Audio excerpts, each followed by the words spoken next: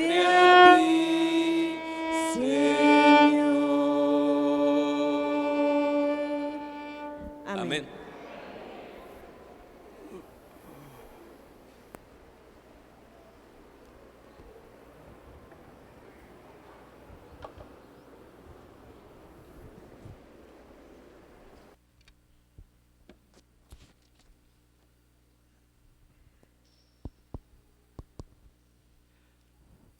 Bien, hermanos, en esta mañana entonces vamos a abrir el mayor tesoro que tenemos en esta vida, que es la palabra del Señor. Vamos a meditar en los 10 mandamientos. Fueron escritos por el dedo de Dios, lo encontramos en Éxodo 20. Vamos a colocarnos de pie.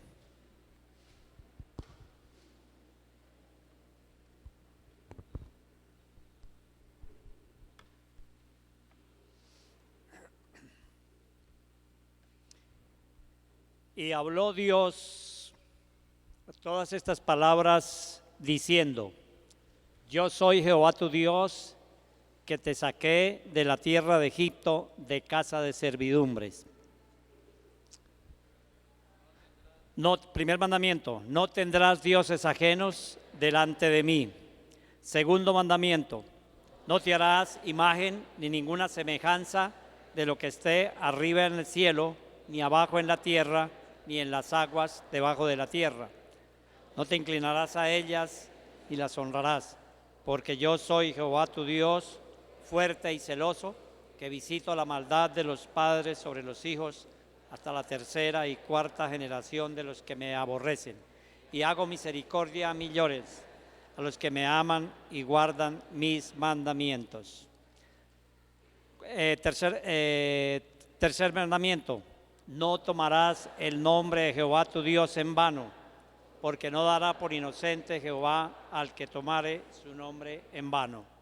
Cuarto mandamiento: acuérdate del día sábado para santificarlo. 6 días trabajarás y harás toda tu obra, mas el séptimo día es reposo para Jehová tu Dios.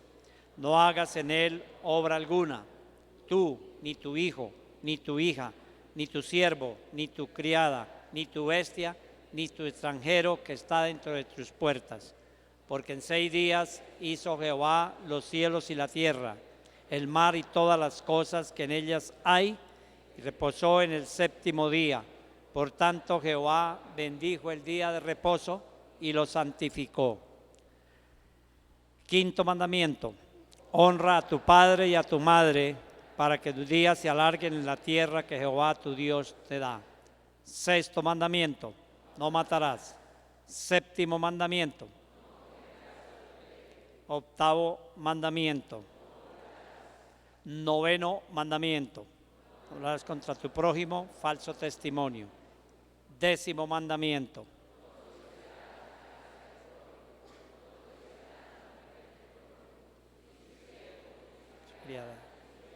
ni su asno, ni cosa alguna de tu prójimo.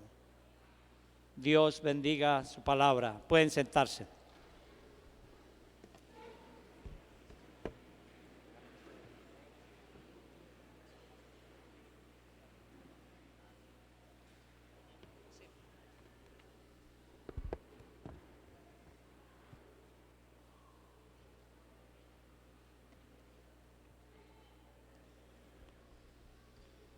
Hola, sonido.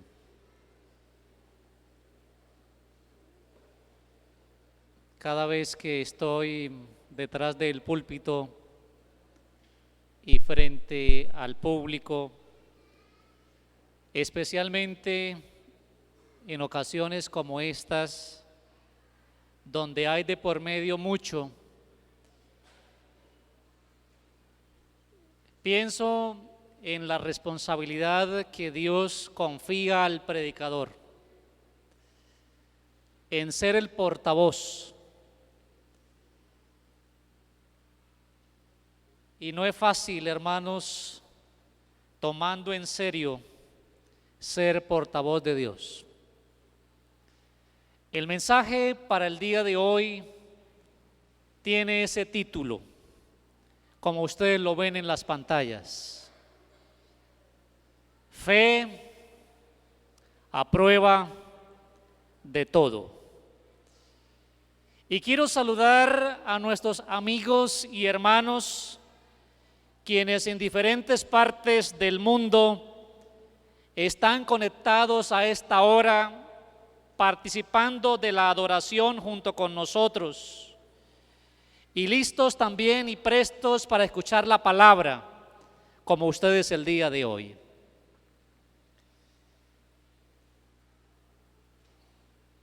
Hace unos días atrás, cuando vinimos aquí al templo, específicamente el 31, cuando era más o menos las 5:47, horario en que el sol declinó, nosotros, un grupo grande, cerca de unas 300 personas, estábamos de rodillas aquí en este lugar para dar gracias por el año 2019 y pedir la bendición a Dios por el año 2020. Pero han pasado pocos días de este año 2020 y las noticias han dicho mucho de episodios, de eventos, de cosas dramáticas en diferentes partes del mundo. Incendios, inundaciones, terremotos, amenazas de guerras.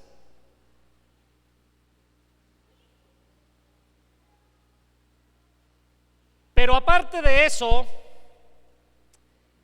he encontrado algunas noticias que me gustan, como por ejemplo que se distribuyeron cerca de 1 millón de Biblias en la China.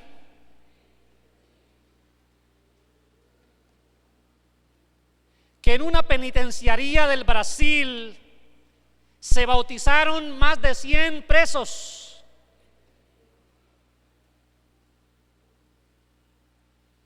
Que algunas iglesias pentecostales, junto con su pastor, se han unido a la iglesia adventista. Y todo eso me motivó a preparar el sermón que voy a predicar el día de hoy,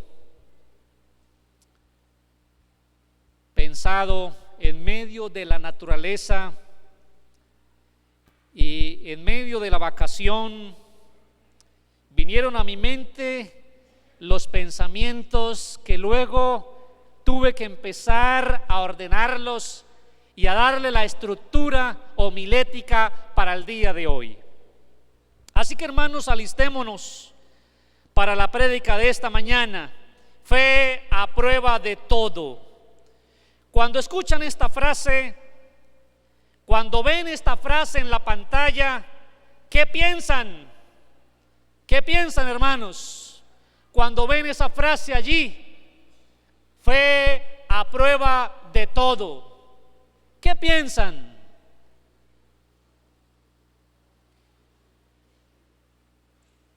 Por ejemplo, hermano Roslin, ¿qué piensa cuando viene a su mente y escucha o ve en la pantalla? Bueno, esa pantalla no nos sirve. La frase fe a prueba de todo, ¿qué piensa? Que estoy cimentado en el Señor.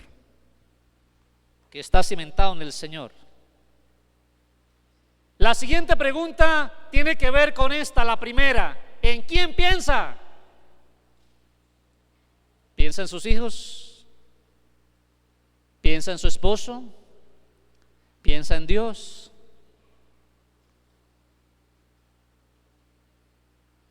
¿Tu fe ha sido probada?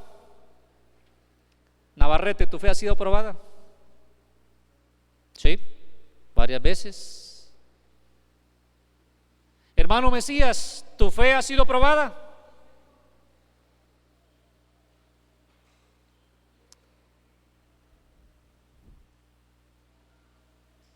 Hermana Luz Marina, ¿tienes fe? ¿A prueba de todo?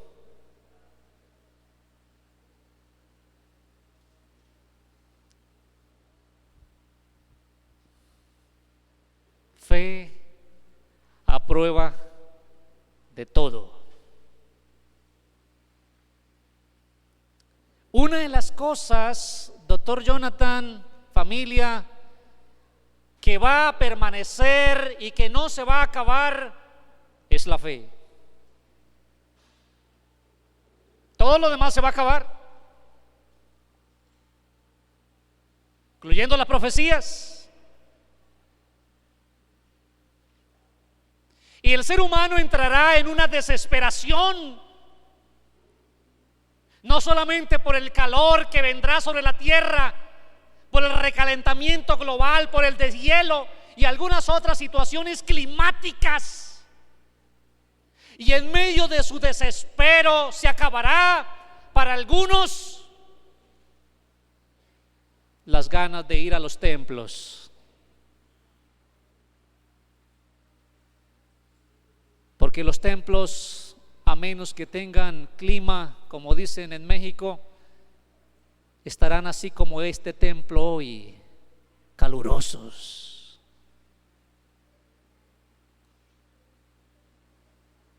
Pero la fe permanecerá. La fe permanecerá.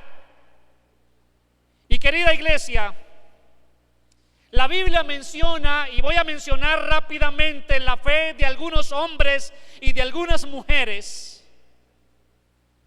quienes fueron probados y su fe fue una fe viva, una fe eficaz, una fe que ha estado como ejemplo para nosotros, incluso en estos días finales. Por ejemplo, la fe de Abel, la fe de Enoc, que fue traspuesto al cielo sin ver la muerte, la fe de Noé, como en alguna prédica anterior les hablé, cuando él invirtió todo lo que tenía, todas sus aspiraciones en una empresa que Dios le dijo que formara para salvar a su familia.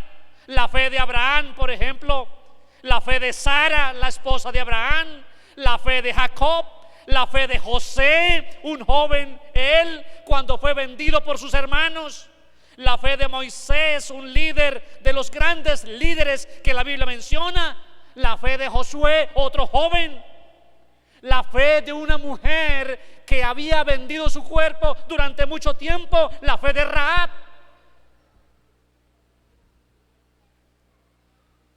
la fe de Gedeón, un joven valiente también, que cuando su pueblo, el pueblo de Dios, estuvo en aprietos y venían los filisteos y venían de otras partes los madianitas para quitar las cosechas, y los hebreos tuvieron que irse a las cuevas y literalmente abrir cueva entre la roca para poder sobrevivir y cultivar granitos de trigo y de maíz por allí para poder comer. Dice la Biblia que un día Gedeón, sabiendo que los enemigos estaban al acecho, arriesgó su vida y fue, no solamente cultivó en un lugarcito, sino que estuvo pendiente del cultivo, y finalmente al llegar la cosecha, cosechó y luego empezó a aventar el trigo. Y estando haciendo esto, Dios se le manifestó. La fe de Gedeón, la fe de Barak, la fe de María, la madre de Jesús, una jovencita como algunas de ustedes, la fe de Pedro, un discípulo sobresaliente e impetuoso, pero que cuando tuvo que morir no desistió de la prueba, sino que murió crucificado como su maestro, solo que con la cabeza hacia abajo. ¿Y qué me dicen de la fe de aquella mujer que tenía un flujo de sangre por 12 años o más?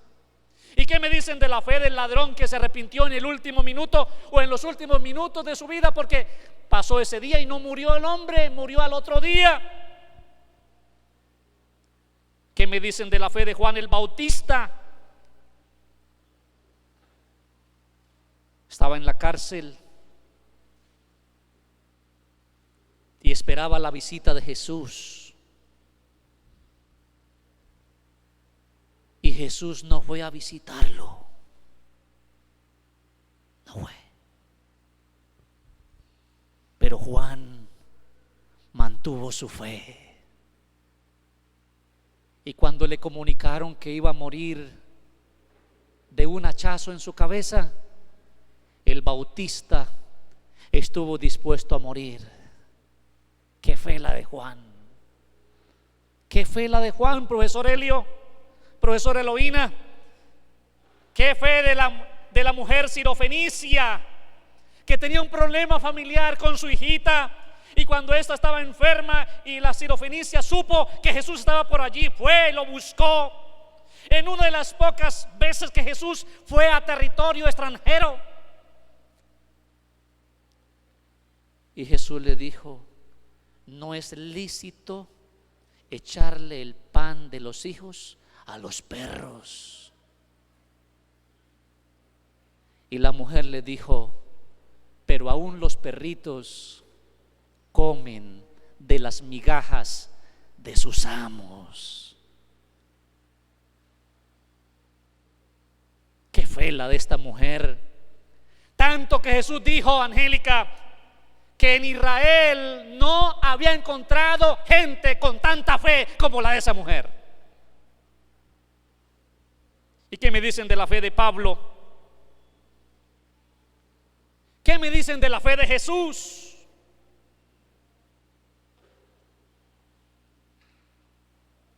La Biblia habla de mujeres y de hombres que ejercieron fe, pero en esta mañana solamente hablaré de dos personajes, solamente de dos de ellos. Uno aparece en la lista que ya mencioné, de los 20 personajes que ya mencioné, cierto, hombres y mujeres, aparece uno en esa lista y el otro no está en esa lista. Primero, voy a hablar de la fe de Abraham. ¿De la fe de quién? De Abraham. Cuando Dios lo llamó, él no estaba en la tierra del pueblo de Dios. De hecho, apenas Dios empezaba a formar su pueblo. Y Dios quería establecer a su pueblo. Y para ello necesitaba una persona, necesitaba una pareja, necesitaba una familia. Y Dios vio que Abraham era el indicado, que su familia era indicada. Pero había un problema, hermanos. Ellos estaban por allá lejanos y Dios le dijo: van a salir de su tierra, van a abandonar a su familia y se van a establecer en un lugar desconocido para ustedes. Pero dice el libro de Hebreos capítulo 11 versículo 9 que Abraham, siendo un hombre rico, escuchen bien, les voy a decir esto porque algunos creen que no es bueno tener riquezas, pero escuchen lo que es bueno. Abraham era un hombre rico, era poderoso. Era tan poderoso Abraham que los reyes de aquel entonces, eso lo voy a decir más adelante, los reyes de aquel entonces le rendían pleitesía a Abraham, lo consideraban príncipe porque Abraham era poderoso. Era un hombre extremadamente rico en ganados y él, dice la Biblia, a pesar de su riqueza, ahí está lo bueno, él vivió en tiendas. ¿Qué significa esto? Que él no quiso echar raíces y hacer algo suntuoso. No quiso vivir como algunos magnates viven, de tal manera que perdieran la esperanza de un lugar mejor. El problema de algunos ricos es que se establecen y quieren echar raíces y piensan que no hay nada mejor de lo que tienen. Ese es el problema. Pero si un adventista millonario tiene demasiada riqueza por lo que ha trabajado o lo ha heredado, tiene que aprender a vivir como aprendió a vivir Abraham.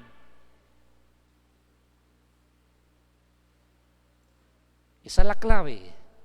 Aprender a vivir como vivió ¿quién? Abraham. Confió en que Dios cumpliría su promesa de ser padre de multitudes cuando él pasaban los años y no podía engendrar ni su esposa concebir. Estuvo dispuesto a ofrecer a su único hijo en sacrificio a pesar de ser el hijo de la promesa, y esta es la prueba máxima de la cual voy a hablar un poco en esta mañana. Querida iglesia, Abraham confió en Dios, y a los 100 años de edad nació Isaac. ¿A los cuántos años de Abraham? A los 100 añitos. Para aquel entonces,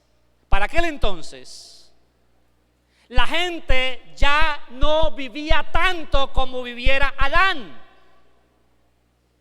La gente llegaba a vivir 200 años, 120 años algunos, otros no alcanzaban a llegar a los 100 años.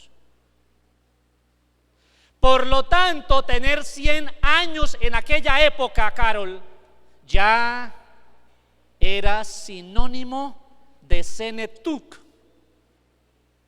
de vejez. Tanto que su esposa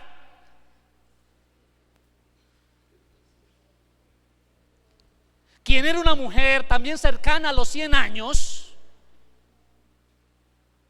ya había cesado en ella su periodo menstrual.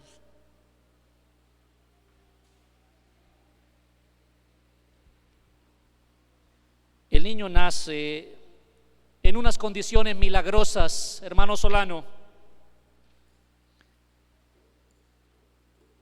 Dios hizo un milagro y el niño nació. Y Abraham y su esposa criaron y educaron a su hijo en el amor, en la esperanza, en la confianza a Dios. Pero algo pasó, hermanos, cuando el joven tenía 20 años de edad. ¿Quién tiene 20 años acá? ¿Alguien tiene 20? ¿20 años? ¿Ninguno? ¿Tiene 20? 20 años. Cuando el joven tenía 20 años, como Luis,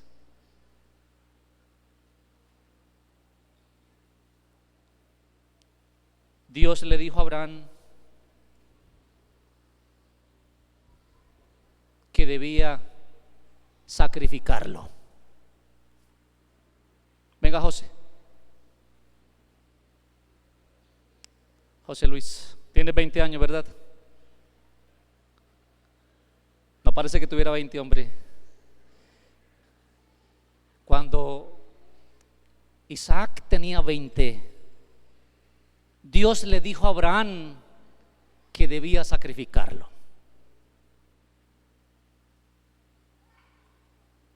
¿Cómo le parece? Debía convertirse en una ofrenda, en un holocausto. Y eso constituyó en Abraham la prueba máxima para su vida, porque era el hijo de la promesa, era el hijo en quien se iba a levantar la descendencia, era su único hijo, el hijo prometido por parte de Dios. Había sido anunciado por unos ángeles y ahora de manera milagrosa Dios lo había cuidado, no solamente en el nacimiento, sino en la crianza, en la educación y en la formación hasta los 20. Gracias, José Luis. 20 años. Esta prueba fue la prueba mayor que se le haya impuesto a hombre alguno. Dios reservó esta prueba para Abraham, para los días difíciles, aflictivos. Abraham ya quería estar tranquilo, relajado. Era un hombre, él era comerciante, era un hombre que estaba siempre al tanto de sus empleados, de su gente, era un hombre guerrero, y ya quería Abraham empezar a reposar, a descansar, a vivir más tranquilo, a vivir de lo que tenía. Pero lo que no sabía Abraham fue que Dios reservó esta prueba, la más aflictiva, hermano José, para el tiempo cuando los años pesaban más sobre él y anhelaba descansar de la ansiedad y del trabajo. Ante esto, hermanos, Satanás vino para asediarlo, para ponerle pensamientos negativos, para decirle: eso va en contra de la ley de Dios, porque dice el mandamiento: no matarás. Y Abraham empezó una lucha interna, hermanos, para creer si el mensaje que había tenido antes era de Dios o no era de Dios. El diablo lo asediaba: no matarás. Y Dios le decía: ve y sacrifícame a tu único, a tu hijo. Y en medio de esa desesperación, Melissa, un día Abraham salió temprano de su cama. Su esposa dormía y también su hijo. Era todavía oscuro y Abraham salió de su casa, Mala Mercedes, y fue a un lugar solitario y miró hacia arriba, hacia el firmamento, y empezó a pensar en que días anteriores, 50 años, casi 50 años atrás, se le había prometido que en él se levantaría una descendencia que sería como las estrellas del firmamento. Y decía Abraham: ¿y cómo?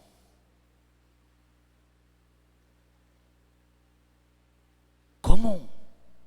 Hermano Job, ¿cómo? Si tengo que matar a mi hijo, si tengo que entregarlo en sacrificio, si tengo que entregarlo en ofrenda, ¿cómo se cumplirá esto? Satanás vino para decirle: te engañas a ti mismo creyendo en eso que estás pensando. Dios no te ha hablado. Y por algún momento, ¿sabe una cosa? Por algún momento Abraham creyó que se engañaba.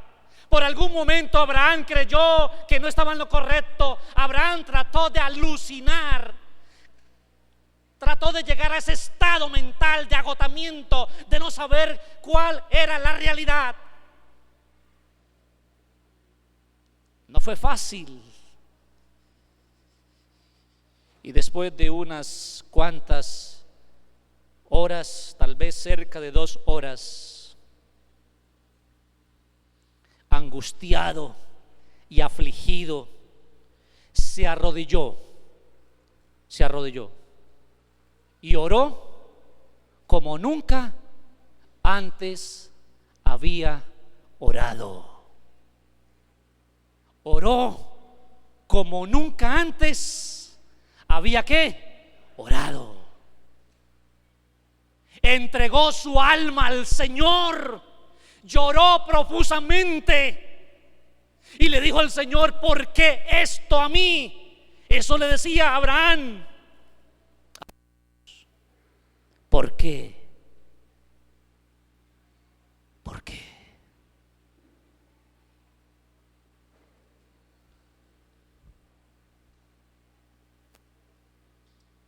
Pero en sus oídos resonaba la frase: es mi ofrenda. Entrega a tu hijo en sacrificio. Así que después de ese momento especial con Dios, Abraham retoma las fuerzas, la energía, la confianza, y aunque había dudado por un momento, y aunque en algún momento pensó que se engañaba, Abraham se levanta y con energía va a su casa. Abre la puerta de la tienda donde está su esposa y la ve feliz durmiendo.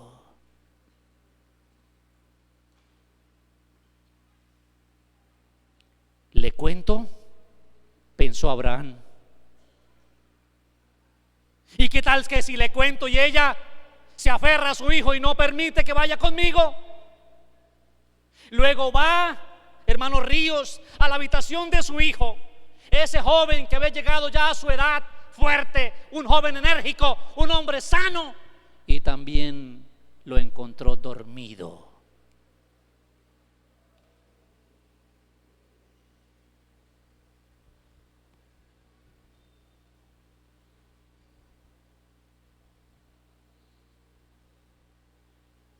después de unos minutos, Abraham se acercó a la cama de su hijo y lo llamó. Y le dijo: hijo,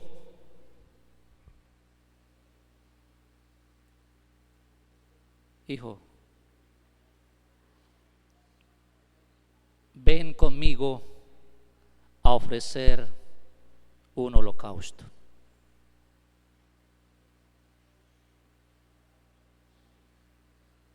Vamos.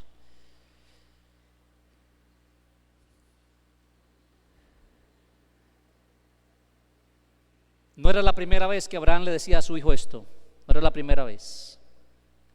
Isaac era consciente de lo que su padre hacía. Varias veces Isaac acompañó a su padre a ese altar, a aquel otro altar, al otro altar, al altar que estaba en la llanura, como el que estaba en la montaña. Allá habían ido a adorar a Dios y a hacer sacrificios. Por lo tanto, ante la petición de su padre de la compañía, Isaac no presentó ningún acto de desobediencia, porque había sido educado para ejercer obediencia y fe. Así que fueron los dos. Abraham le pidió a unos servidores que tenía que lo acompañaran, y se fueron y llevaron un burrito, y en el burrito pusieron un poco de leña, y llevaban un cuchillo y llevaban fuego, en fin. Ese día, el primer día de la caminata, fue el día más largo para la vida de Abraham. Se fue silenciosamente, no quería hablar. Su hijo lo miraba y Abraham no decía nada. Descansaron esa noche Isaac y los siervos y el burrito, y Abraham pasó la mayor parte de la noche orando. Señor, ¿es tu plan? Tú me dijiste que 3 días, ya llevamos el primero. ¿Es tu plan que sigamos? ¿Es tu plan que sigamos? Al otro día largo, igual, algo semejante al día anterior. Y cuando llegó el alba, el tercer día, Abraham le dice a sus servidores: quédense aquí. El muchacho y yo iremos allá arriba, porque allá vio una señal donde Dios le había mostrado que era. Allí vio la gloria de Dios. Allá él identificó el lugar en el monte Moria. Allá era el lugar que Dios le decía que debía ir. Pero dijo Abraham: no quiero que nadie más sino Dios presencie el sacrificio que voy a hacer. Por lo tanto, dejó a sus criados ahí.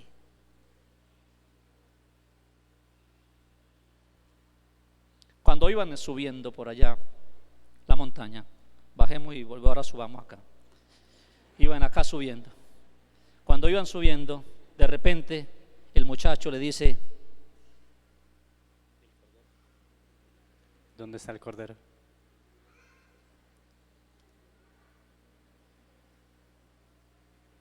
Temblorosamente Abraham le dijo: Yahvé Jireh, Dios proveerá. Y fueron y llegaron al lugar escogido, al lugar mostrado, al lugar indicado. Y estando allí en el lugar indicado, Abraham le dijo: hijo,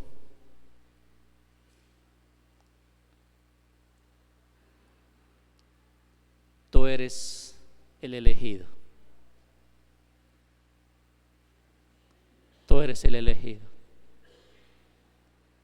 Hemos venido hasta aquí por orden de Dios. Dios me pidió que lo ofrezcas en holocausto. Tú eres la víctima. Amigos y hermanos, ante eso Isaac se horrorizó. Esa noticia impactó a Isaac tanto que se estremeció en pensar en su destino siguiente, su destino inmediato.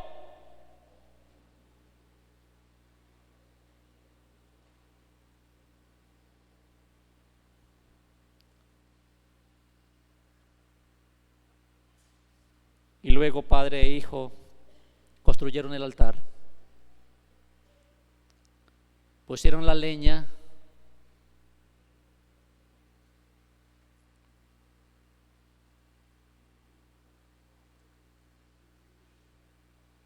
y empezaron a llorar.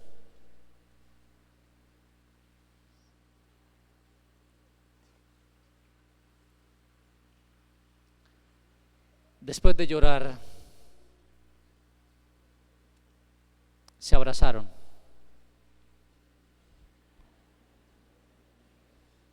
Se abrazaron. Las manos de Abraham temblaban y la voz se entrecortaba. ¿Saben qué hizo Isaac? Ya luego les voy a decir. Qué fe la de Abraham. Qué gran fe la de Abraham. Qué seguridad, dice la palabra en Hebreos 11. Si ustedes leen desde el versículo 8 hasta el 16, van a encontrar, hermanos, que allí en la parte de los versículos 15 en adelante se menciona que Abraham creyó que Dios iba a resucitar a su hijo. Es decir, él pensaba matarlo con la seguridad de que Dios, hermana Hilda, lo iba a resucitar.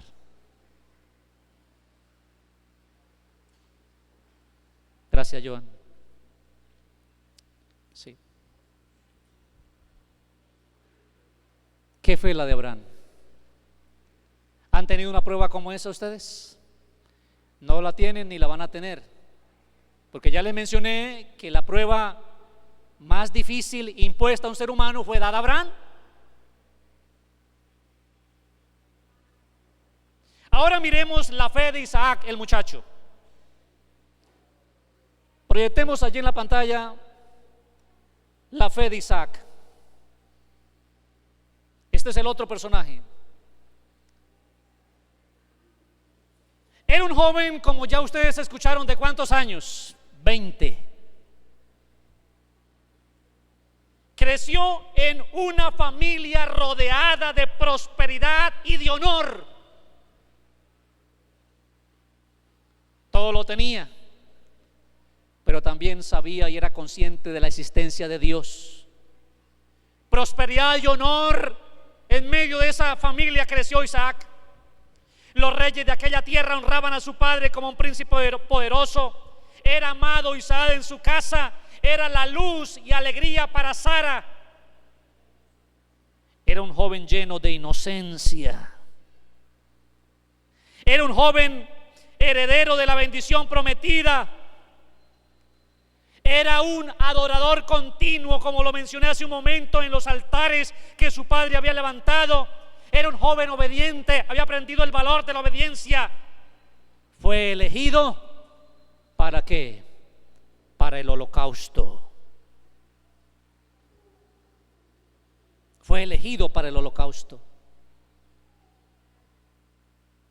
Caminó junto a su padre durante 3 días al llegar hasta el monte Moria. Después del segundo día cargó la leña, él la cargó, la llevó para llegar hasta arriba, hasta el lugar del altar. Iba pensando, ¿de dónde saldrá el cordero? Cuando se atrevió a preguntarle a su padre: Padre, está la leña, está el cuchillo, está el fuego, ¿y dónde está el cordero? Escuchó la frase de su padre: Yahvé Jireh, Dios proveerá.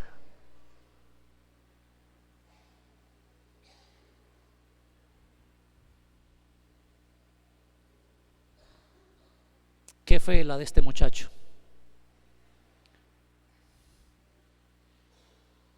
su padre temblaba. Su padre temblaba. Hermano Santander, ahí estaba el viejo Abraham temblando.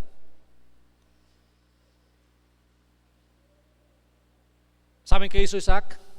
Tomó las manos de su padre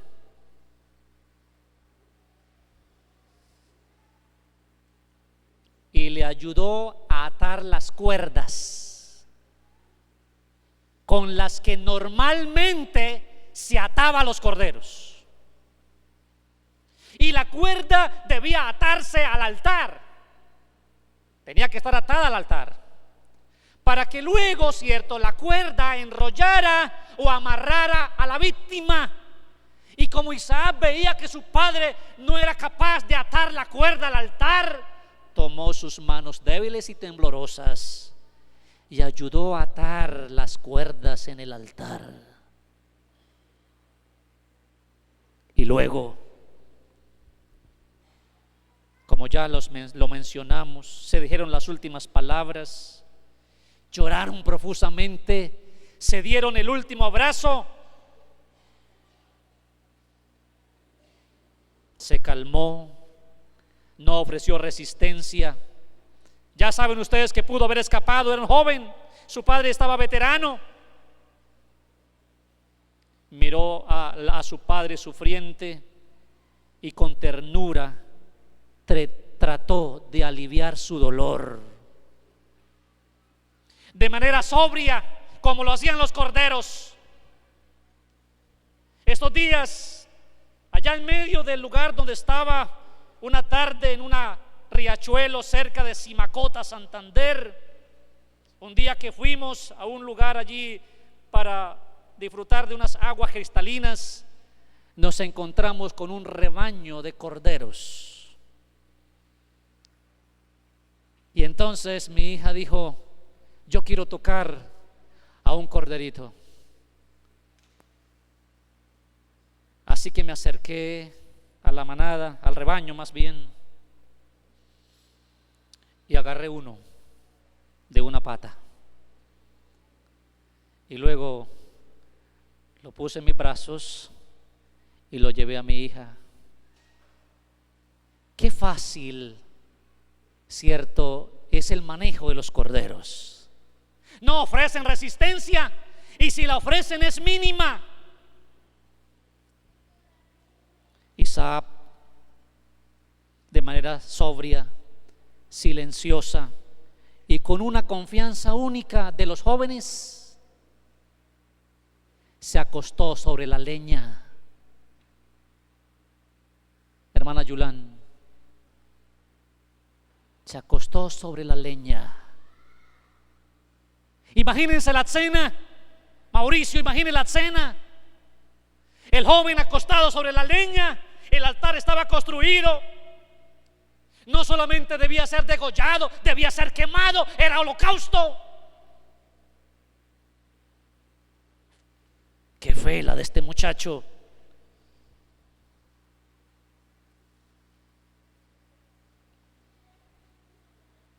Esperó ser amarrado y luego, con confianza entera, se entregó para el sacrificio.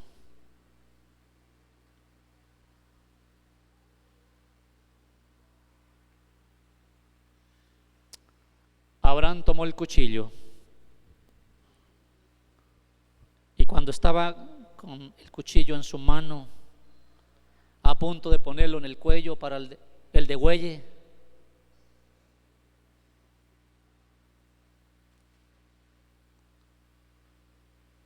un ángel del Señor vino y tomó la mano de Abraham, el brazo, y le dijo: detente, detente. Y cuando el ángel le hablaba y le decía detente, padre e hijo se miraron y voltearon a mirar hacia el costado de la espalda de Abraham, y allá atrás vieron en medio de un zarzal, de un árbol llamado zarza, a un cordero trabado entre sus cuernos, que no podía andar porque estaba trabado. Y rápidamente, cierto, Isaac baja del altar del holocausto. Su padre lo ayuda a bajar y ahora padre e hijo traen el cordero y Abraham lo sacrifica.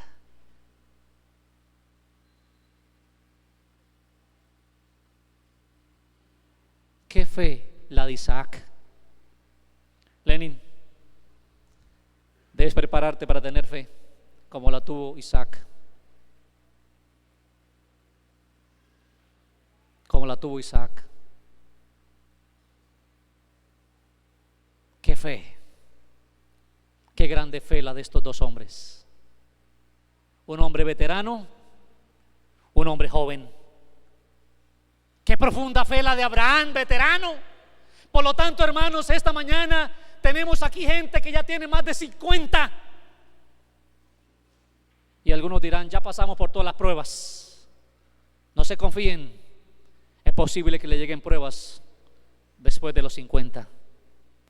Tenemos hermanos de 70 y algunos dirán, ya viví mi vida, ya estoy confiado en el Señor. No se confíen, es posible que le llegue una prueba. Pero tenemos jóvenes. Hay que empezar a relacionarse con Dios de tal forma que cuando le lleguen las pruebas a los jóvenes, la pasen como la pasó Isaac.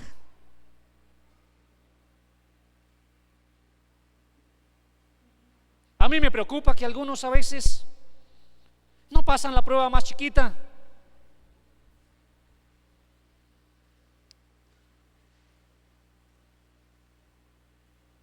La prueba más chiquita para algunos es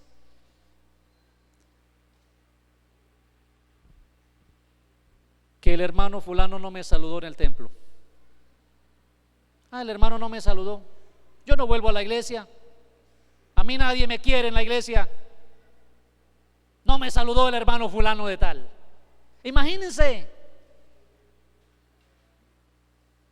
Otros hermanos, cierto, a veces se ponen molestos, están atribulados y angustiados porque dicen, a mí no me pusieron de diácono y yo me voy de la iglesia porque yo venía siendo diácono y no me pusieron de diácono, me voy.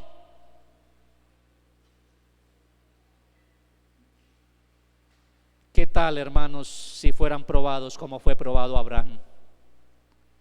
¿Qué tal si fueran probados como fue probado Isaac?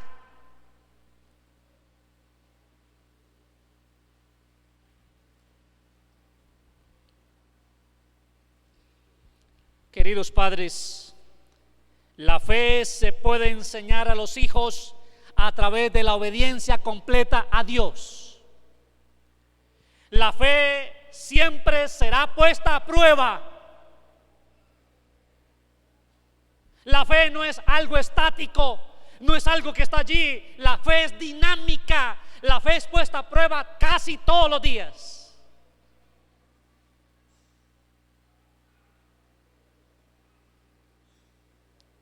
La fe es puesta a prueba. La fe se experimenta y se cultiva. Eso la fe no aparece así como por el azar. La fe no aparece por el bautismo. La fe no aparece por ir al templo nada más. La fe se debe cultivar. La fe se debe experimentar.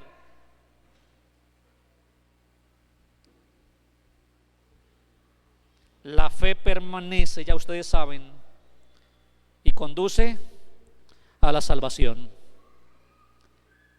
¿Cuántos quieren crecer en la fe? Hermanos, van a haber guerras, van a haber rumores de guerras, va a haber problemas económicos, van a haber problemas económicos en este mundo. Hay que ir preparándonos para la debacle económica.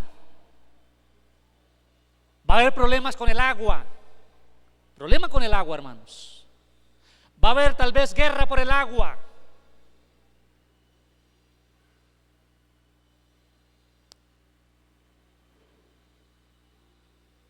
Se está impulsando a acabar con la familia para que no haya más población o disminuir la población, el aumento de la población a través de la ideología de género. Es una guerra, hermanos. Es una guerra, y detrás de eso hay hombres, hay mujeres. Detrás de eso está Satanás para probar nuestra fe.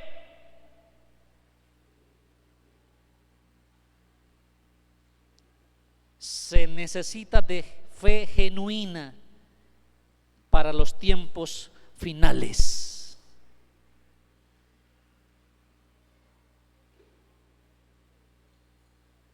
¿Qué se necesita, hermanos?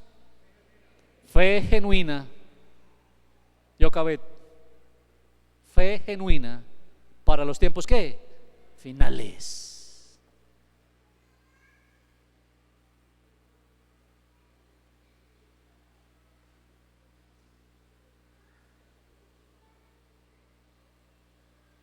¿Cuántos quieren crecer en la fe?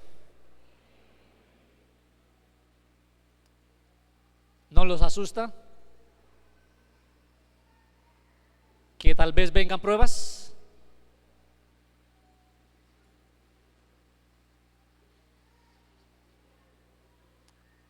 Hermano Hugo,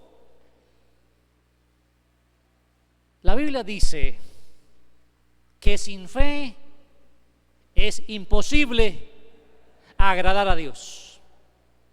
En otras palabras, quien quiera agradar a Dios tiene que tener ¿qué? Fe. Tiene que tener fe. Si la persona tiene fe, la persona agrada a Dios. No se agrada a Dios con el dinero que traemos para la ofrenda. Se agrada a Dios cuando le ponemos fe al entregar la ofrenda.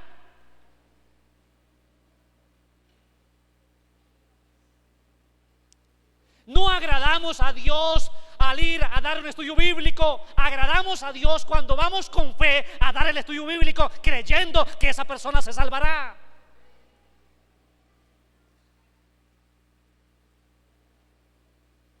No agradamos a Dios construyendo un templo, aunque es necesario.